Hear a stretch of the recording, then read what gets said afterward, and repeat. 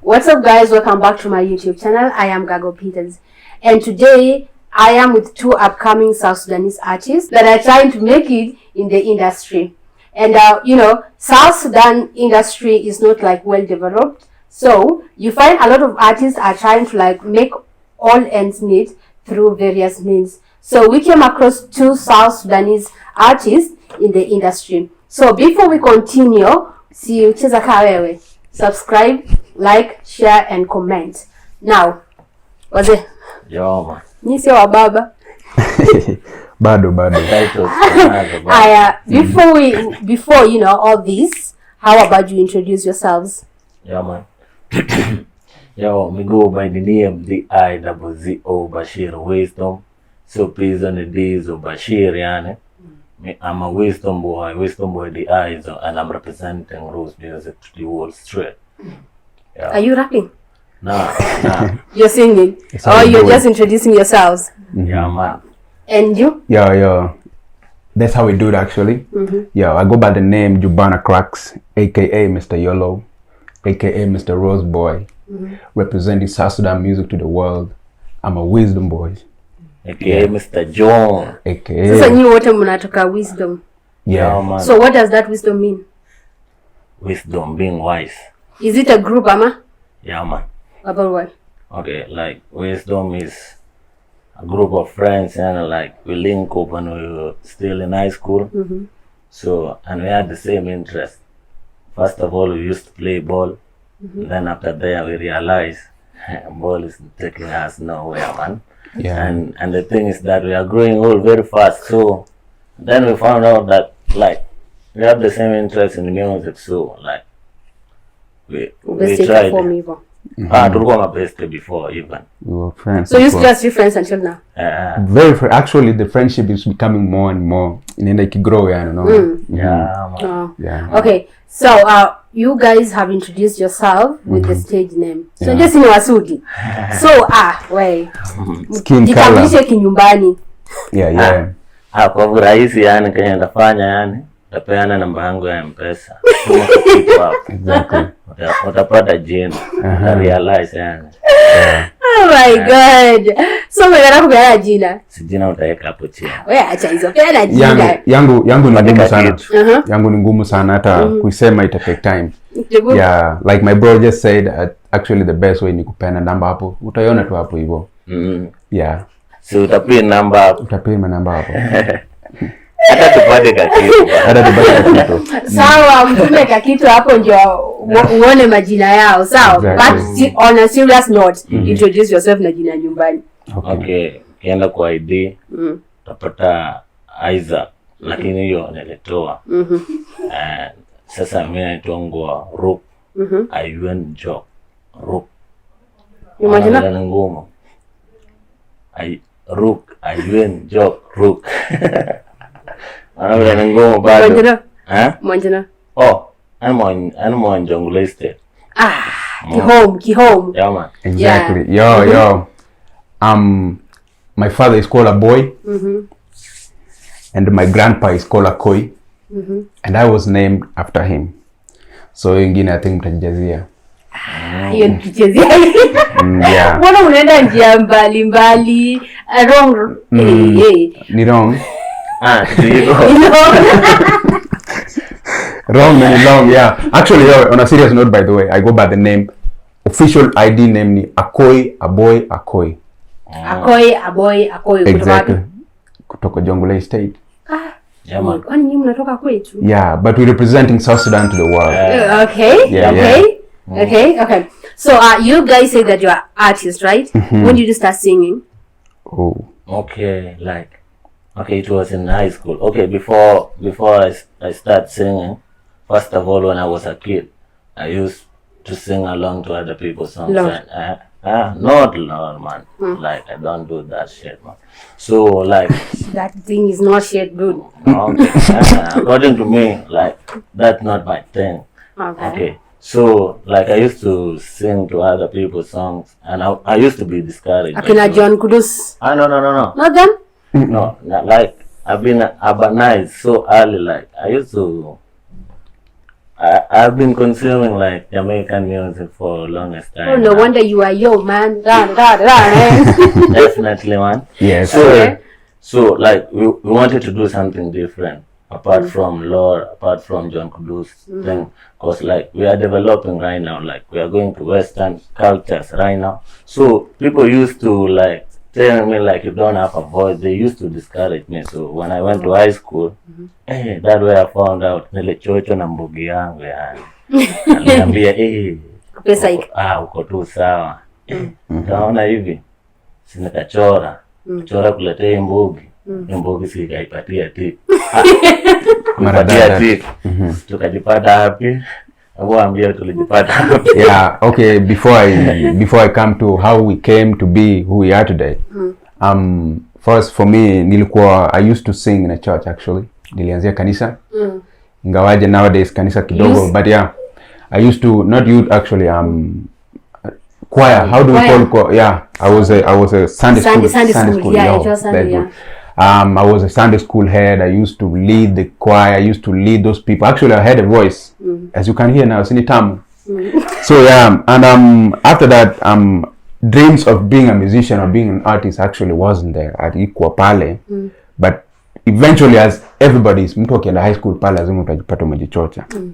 I had a mbogi just like my brother did. My mbogi that I used to rap to. I used to mime some songs, just Lil Wayne, guy likes of those big rappers back then. Naisikia tu ngoma zao, najaribu kuziandika chini. I rap before the class, before the whole school, until I found the courage actually. So when I came back home, the first holiday actually, we've been brothers since back then with Dizzo, and we have one of ours actually called that Logan. Ako huko nje kidogo saizi ako mashughuli zake. So tukakutana, tukakuwa watatu. Huyu bado ametoka chuo yake amechochwa. Mimi nimetoka chuo nilikuwa nimechochwa. Zaka ametoka chuo alikuwa amechochwa.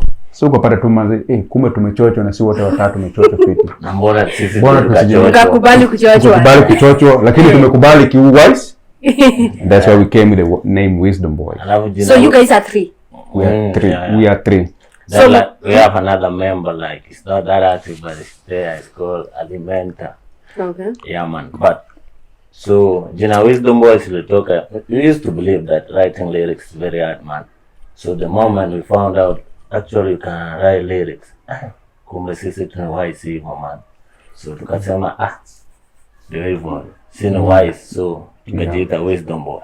And what inspires you to write music? Is it cartoon, comics, movies, people, experience? Nini hiyo inawa best like your music? A lot of things do inspire us, but for me personally, that one thing that really inspires me to just be like, I want to write on this. It's just life, basically. How life goes on, how things happen, the trending stuff. I might go with my mood, just everything that's happening in life. Yeah. Okay, nyi mnasema mnaimba, sinjo? Unajua, Cinema Thomas, hatuwezi amini kitu hadi ifanyike. Oh, yeah. Mwana, so sumtupe freestyle. Oh my God. Ile ya chanokwe. Yo. Okay. Mtupe freestyle. Trigger yako. Dizzo boy. Nyantine mujeri mkaken kachanok. Jubana anji tropicana na balinga balon bilon chidana. Nyandita ngwem. Bapinganda. Ankurbadierwe yin nyantine panda. Chaba with 6 feet deep in Jubana bakana. Kadit ke quarantine nyane maga mekayen. Angiwa bad girl. Dizzo boy kuyen.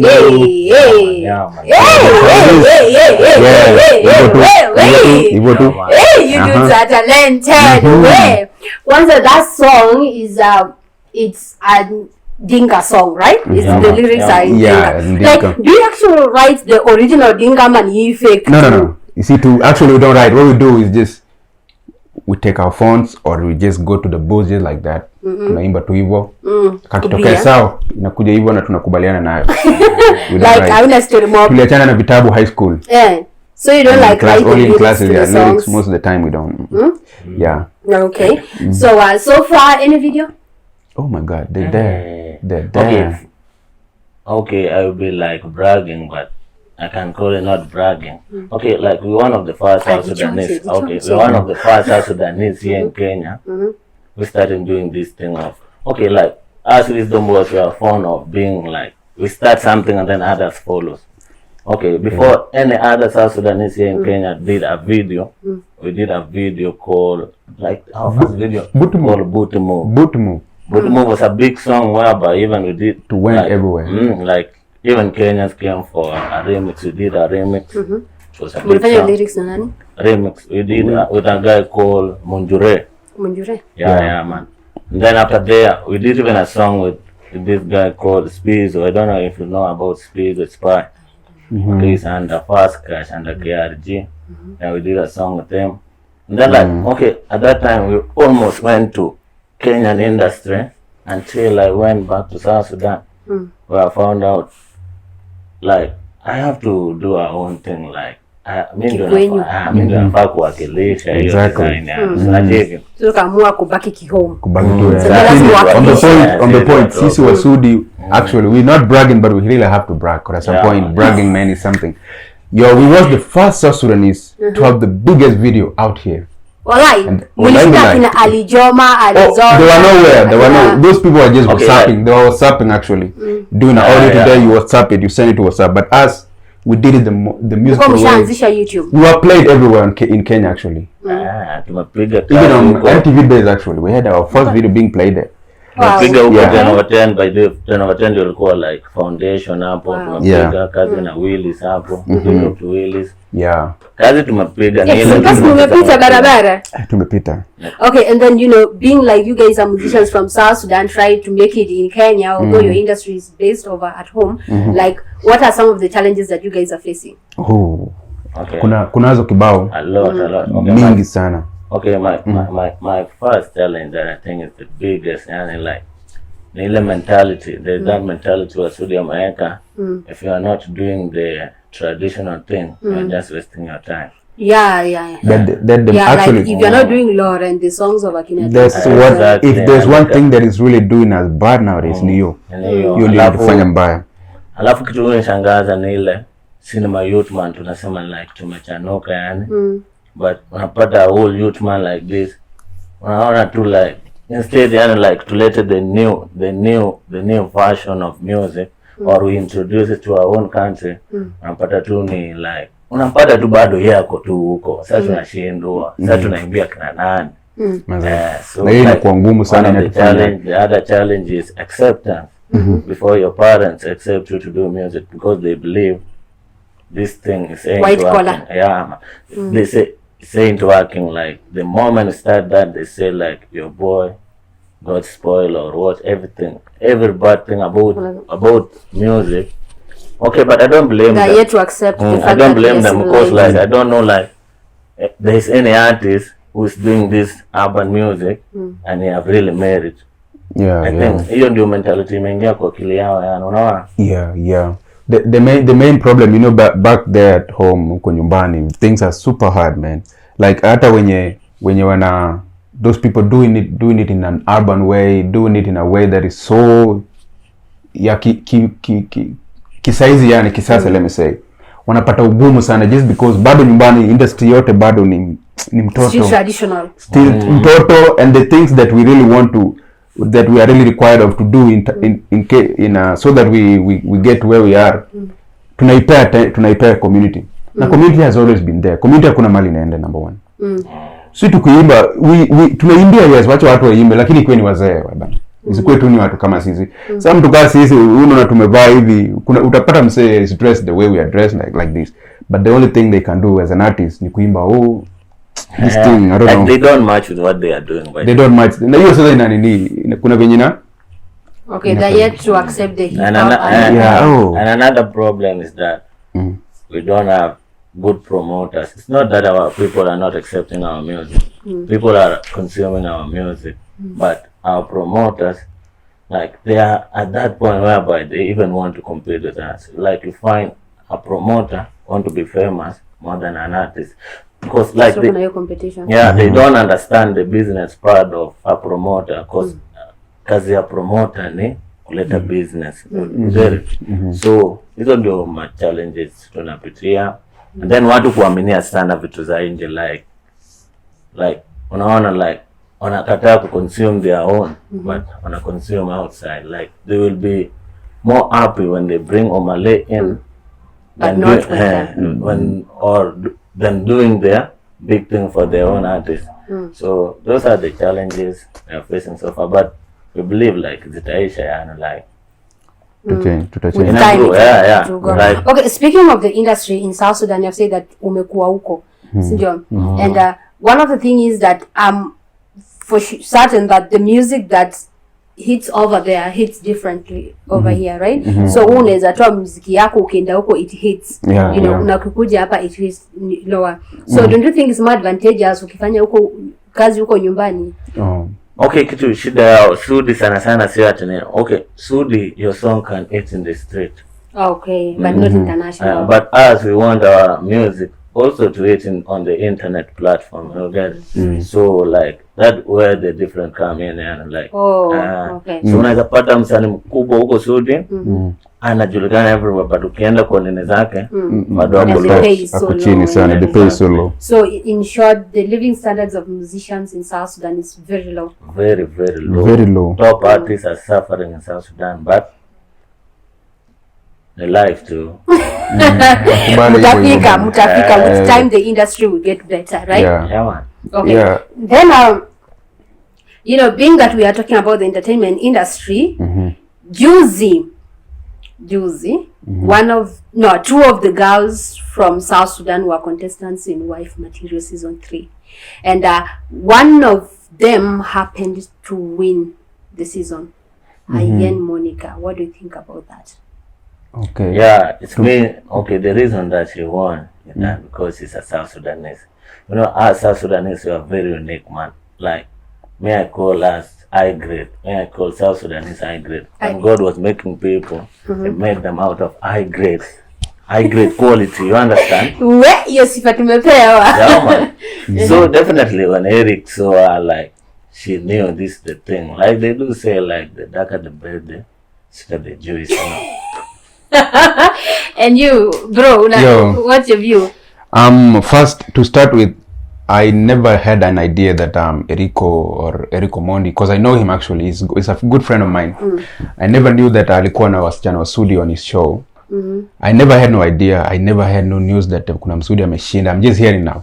But yeah, actually what I did, yesterday or the day before yesterday, I saw on a post on Erico's page. She was posting a South Sudanese lady. I was like, what is happening? What is going on?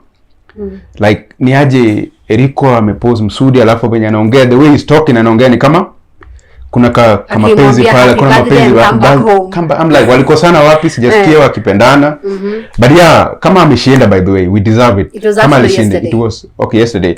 Yeah, kama like my brother is saying, kama alishinda your show, because she really deserved, because you know with the best actually. Okay, and then you think like Erico Mondi selected the girl due to like fame in South Sudan? Ndio inaweza kuwa anatafuta. Okay, that's at the end of the day we know Erico Mondi, we know who he is, by the way. Tunajua anafanya nini. He just did it for the stats and did it for the, you know, ile tu kujulikana Sudi na pengine kujaribu kupull attention ya South Sudanese, as like you people are already talking of the show now. That's what he really targeted. But yeah, another thing is Erico nafaa kumwambia kitu moja. Erico ni bro, lakini hapo tutakosana. Erico sikia. Respect our ladies, man. Don't just, actually we have a culture as South Sudanese.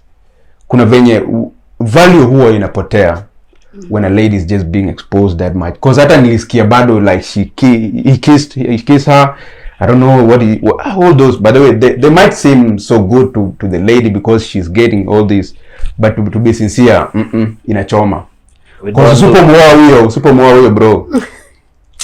Acha tunache hapo. We don't do that in public. Alafu tena unajua huko Sudi, huko Sudi, like mimi najua like obviously ingekuwa na Msudi ameonekana na mkisi hivyo kwa kamera, the next day according to the culture angebebwa tu apeleke kweli. Obvious. But you think right now we civilize, like the generation is changing. Okay, we understanding like these things are changing. And I think that's the reason hata hakupelekwa kwa Eric. Unacheki, because we still understand. Maybe do you think she's also even trying to make a living out of you know, Yeah, because on when that- she's a model, Okay, she's okay, also yeah, trying yeah. to act and On trying that to note- make it in the industry. Okay, So on that apart note- from the fact that Eric is like using her to get, yeah. I'm not saying he's using her. Yeah. Right? Apart from that, he's with Eric and maybe With that- Eric with has that- with other that. motives. But don't you think that she's like, let me take On that- advantage of the situation because Yeah, by the way, that's good. Actually, looking at the situation nowadays, internet imekuwa kila kitu siku hizi. So ukipata way that you are unapenya ama upate mtu anakusukuma to that lady, hiyo ni point yani. But kuna wenye Eric was just pushing her. was just pushing her. But yeah, iko tu sawa, naweza kubaliana, iko tu sawa kidogo kidogo. The situation is that he's disrespecting. Disrespect. Na pia bado unafaa kuongelesha maboy kama sisi bana, the South Sudanese. Unafaa kujaribu kunina sisi. Because she's not the only South Sudanese lady, kuna wengine. Kuna my brothers bado, she got brothers actually. And the brothers does not necessarily mean my brother wake, blood brothers. We are here, mimi bro wao dem, hata kazi mjui. Ni bro ya, mimi bro yake. Unafaa ujue vile utakuja yani bro. Sawa? Rico. Eric anafaa kujua ukifanya ndoa South Sudan is not for her alone. Una include the whole clan, the whole clan. South Sudan. Yeah. Muulize akona 500 cows. Wana support tuendelee. Yenye iko na horns. Na pesa kando. Na pesa kando na tuko na tutoto tule tu. Kume hapo. Tunataka hizo. Yeah. So marrying a South Sudanese is not easy. easy. Very expensive. It's very expensive. Very expensive. One of the expensive thing, by the way. So like anyway, inasaidia bado, inamaanisha bado the industry is growing. Like if South Sudanese lady can go to that an extent, it's mean that Maanisha you guys are the industry is going somewhere. Things are changing, yeah. And we have to accept the fact that, you know, we cannot always follow somebody's life. You know, Exactly. kila mtu aishi kivyake, and we Yeah. try to like make a living in our own ways without like getting into someone else. Kitu ina mada sana siku hizi kwa Wasudi sana ni ile respect. Unajua ukipatia Msudi ile respect, Wasudi tu Wako sawa, si tuko sawa. Dao nikiona ati mtu wao na disrespectiwa huko. Hapo ndio kuna issue. Hiyo ndio Hata shida. akipatikana kwa kona na Msudi.